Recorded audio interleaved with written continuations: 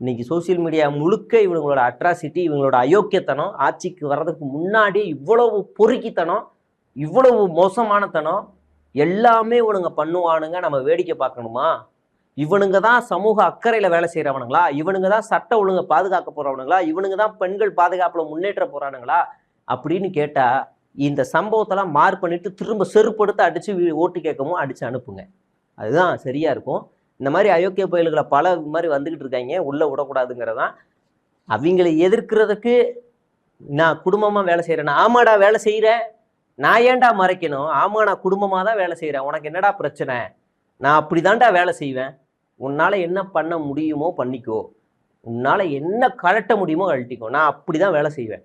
உனக்கு இஷ்டம் இருந்தால் இரு, இல்லை பாரு, இல்லை போயிட்டே இரு அப்படின்னு அவங்ககிட்ட சொல்லுவேன். என் கருத்து சரி, இவன் பேசுறது சரி, இவன் என்ன செஞ்சாலும் அறத்தோடு இருக்கான், சரியாக தான் செய்கிறான் அப்படின்னு பார்க்குறவங்க இந்த சேனலில், என்னை பல சேனலில் பார்க்குறவங்களுடைய கூட்டம் பெரிதாக இருக்குது. அவங்களுடைய ஆதரவு எனக்கு போதும், எனக்கு ஆதரவு போதும். இந்த மாதிரி நீ ஒரு நாள் நீயும் அந்த சேனலில் நீயும் வருவன்ற நம்பிக்கை எனக்கு இருக்குது. நீங்கள் அன்றைக்கே சொன்னீங்கன்னு வருவன்ற நம்பிக்கை இருக்குது.